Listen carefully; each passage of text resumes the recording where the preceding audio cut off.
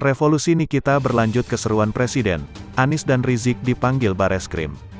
Revolusi Nikita punya daya efek yang kuat karena didukung kekuatan netizen. Mengapa revolusi Nikita laris manis? Karena lahir dari kejengkelan dan keletihan melihat dan menunggu ketegasan pemerintah yang terlalu senyap, khususnya aparat. Revolusi Nikita juga menjadi simbol perlawanan yang benar-benar konkret. Bayangkan, Maher pun dilaporkan untuk diproses. Bravo buat Nikita. Polri pun menggeliat dan Bareskrim memanggil Anies dan Rizik. Tapi ini baru episode awal, bak drakor tapi lebih horor dan kotor. Sebagian netizen sudah enek dipertontonkan pernyataan sikap mencela-mencela ala oknum pejabat Indonesia, penulis tak melakukan generalisasi ya. Ada oknum pejabat yang sok tegas, sebentar bilang mau sikat tapi minta sang junjungan Petamburan jangan diusik. Maumu apa Ferguson? Presiden pun angkat suara menunjukkan respon terhadap situasi dengan menyatakan bahwa pemerintah perhatian dengan kepentingan dan keselamatan rakyat. Maka apresiasi tetap harus kita tunjukkan dengan adanya langkah yang diambil secara cepat.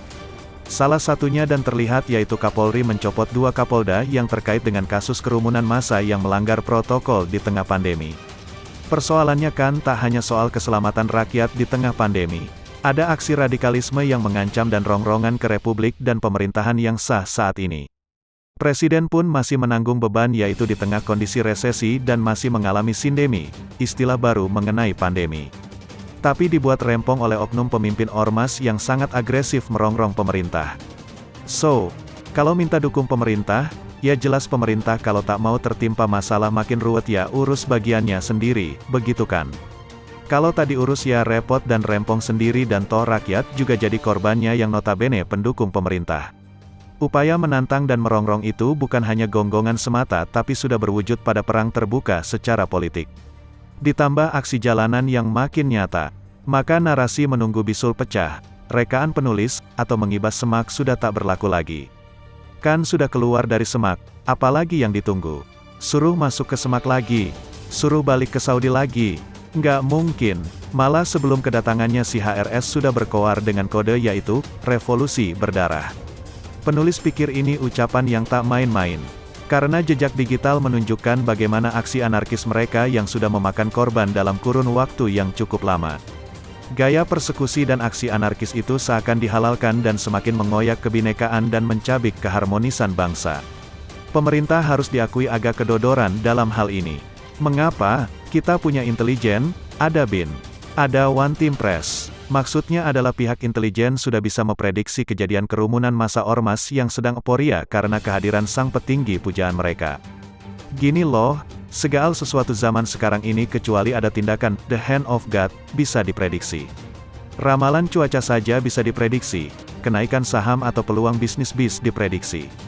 Apalagi kejadian demi kejadian ke depan apalagi menyangkut situasi politik dan keamanan yang sudah memiliki template, di negeri ini, sudah bisa diprediksi dengan mudahnya. Apalagi publik sudah hafal dengan template demo yang anarkis dan dibiarkan malah diberi panggung dengan alasan demokrasi kendati masa pandemik toh tak diindahkan. Ditambah dengan adanya negara di dalam negara yaitu pemimpin di balai kota yang juga secara terang-terangan beroposisi ke pemerintah pusat semakin menambah runyam tugas pemerintah pusat untuk menjamin keselamatan rakyat mulai dari ibu kota sendiri. Bareskrim pun bergerak dan akan memanggil HRS plus si jurus 1000 lidah, Gubernur Anies Baswedan yang masih bernarasi untuk melindungi masyarakat. Selepas pembiaran ke HRS dan ikut menyambanginya lalu bersandiwara palsu untuk mendenda Rizik. Kapolda saja yang tak tegas langsung kena mutasi, seharusnya Anies dimutasi saja mengingat kondisi darurat dan publik hanya disajikan aksi ngeles oleh Wagub yang jungkir balik membelanya. Aksi ini patut diapresiasi tapi siap-siap dengan jurus 1000 ngeles sang pengibul yang tiada banding. Makanya bermain di permukaan alias semiotika tanpa aksi dan eksekusi maka bisa diprediksi hanya meredam sementara atau hanya menutupi bara dalam semak atau lahan gambut. Lama-lama akan menjelma menjadi api yang akan mengamuk dan tak terkendalikan. Pemerintah jangan membiarkan pengulangan sejarah yang pahit dan sudah meninggalkan goresan yang menganga dari sejak aksi Wapres mengundang Zakir Naik. Pemerintah harusnya lebih paham dan memiliki think tank yang bisa memberikan saran bagaimana harus bersikap dengan tepat dan efektif.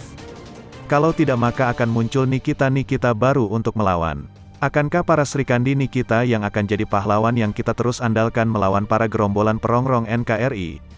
Idealnya menurut penulis, kolaborasi. PSI ingin pakai hak interpelasi.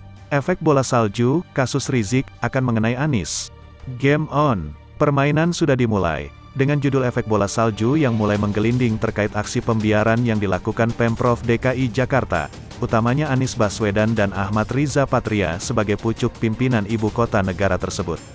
Mereka ini pemimpin tetapi seperti tidak paham tanggung jawab sebagai pihak yang harus mengayomi seluruh warga masyarakat, terkhusus dari ancaman pandemi COVID-19 yang faktanya masih menggila di Jakarta, dengan menempati ranking pertama kasus terkonfirmasi sampai hari ini. Sudah tahu kepulangan Rizik bakalan mendatangkan kerumunan dalam jumlah besar, lah kok tidak ada tindakan serius sebagai upaya mencegah hal tersebut. Kini, bola salju mulai bergulir mengarah ke Pemprov DKI Jakarta. Usai Presiden Jokowi ngamuk, yang langsung berimbas pada pergantian Kapolda dan beberapa pimpinan kepolisian. Anies bahkan sudah dikirim panggilan dari Bareskrim untuk menjelaskan segala sesuatu terkait pembiaran yang dia lakukan selama seminggu terakhir, di mana sedikitnya ada 3 acara kerumunan yang jelas menunjukkan pelanggaran protokol kesehatan, sekaligus menabrak rangkaian aturan PSBB yang disampaikan sendiri oleh ex-Mendikbud pada periode pertama pemerintahan Jokowi tersebut. Kini, ada berita soal rencana fraksi Partai Solidaritas Indonesia, PSI, DKI Jakarta yang akan menggulirkan hak interpelasi untuk meminta keterangan Gubernur DKI Jakarta Anies Baswedan. Alasannya sangat jelas, kita semua juga tahu, yakni Anies Baswedan dinilai telah membahayakan nyawa masyarakat dengan melakukan pembiaran terhadap masa pimpinan Ormas Front Pembela Islam, FPI, Rizik Syihab. Kami perlu tekankan bahwa pemanggilan ini bukan urusan politik, namun ini adalah tentang penegakan protokol kesehatan yang menyangkut nyawa ribuan warga Jakarta, kata Wakil Ketua Komisi E dari fraksi PSI DKI Jakarta Anggara Wicitra Sastroamijoyo dalam keterangan tertulis, Senin, tanggal 16 November tahun 2020. Alasan PSI sangat jelas, tegas, dan seharusnya mudah dipahami. Berbagai acara FPI yang sudah diketahui sejak jauh-jauh hari itu mestinya bisa dicegah. Tetapi Anies dinilai tidak melakukan tindakan tegas untuk mencegah acara yang menimbulkan kerumunan itu. Padahal, kerumunan massa di tengah pandemi COVID-19 yang masih berlangsung bisa meningkatkan penularan hingga membuat banyak nyawa melayang. Asteris oleh sebab itu, tindakan Pak Gubernur ini bisa dikategorikan telah membahayakan nyawa ribuan warga Jakarta, ucap Anggara lagi. Dan seperti sudah dibahas oleh banyak penulis sewot, kini saatnya meminta pertanggungjawaban dari Gubernur DKI Jakarta yang jelas sudah melakukan kompromi politik, yang dimulai dengan tindakannya mendatangi rumah Rizik Syihab. Kunjungan yang seharusnya bisa dipakai untuk mengingatkan sohibnya agar tidak bertindak yang aneh-aneh dahulu, demi kepentingan masyarakat, juga kebaikan mereka berdua. Lagi pula kalau semisal Anies mau berterima kasih, karena sudah banyak dibantu selama bertarung di Pilkada DKI Jakarta 2017 lalu, yang berhasil mengirim Ahok ke penjara sekaligus mendudukkan Anies Sandi sebagai pemimpin Provinsi DKI Jakarta. Kan bisa pakai cara lain, tidak terang-terangan membiarkan Rizik dan umat FPI berbuat semaunya, yang membahayakan keamanan dan keselamatan dari warga DKI Jakarta yang jumlahnya lebih banyak daripada kelompok itu. Kini saatnya, gelar tikar, bersama untuk melihat kelanjutan dari kisah seru ini. Akankah pergantian Kapolda dan panggilan Bareskrim terhadap Anies mengarah pada tanggung jawab hukum yang harus dijalani Anies?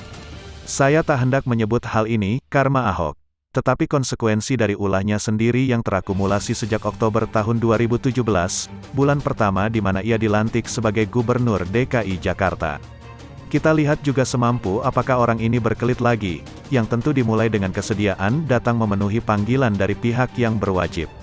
Saya juga tak sabar melihat apakah hak interpelasi yang digulirkan PSI nantinya akan berhasil mendudukkan Anies di hadapan para wakil rakyat di DPRD DKI Jakarta untuk diinterogasi karena telah membahayakan nyawa dari warga DKI Jakarta akibat pembiaran Rizik. Bersiaplah Wan Anies, bola salju sudah mulai bergulir ke arah ente. Kita tunggu apakah kali ini Anda masih bisa hadapi dengan senyuman, retorika, dan jurus ngeles yang selama ini masih sanggup meluputkan ente dari tanggung jawab hukum. Fraksi Partai Solidaritas Indonesia, PSI, DKI Jakarta akan menggulirkan hak interpelasi untuk meminta keterangan Gubernur DKI Jakarta Anies Baswedan. Sebab, Anies dinilai telah membahayakan nyawa masyarakat dengan melakukan pembiaran terhadap masa pimpinan Ormas Front Pembela Islam, FPI, Rizik Syihab. Kami perlu tekankan bahwa pemanggilan ini bukan urusan politik, Namun ini adalah tentang penegakan protokol kesehatan yang menyangkut nyawa ribuan warga Jakarta, kata Wakil Ketua Komisi E dari fraksi PSI DKI Jakarta Anggara Wicitra.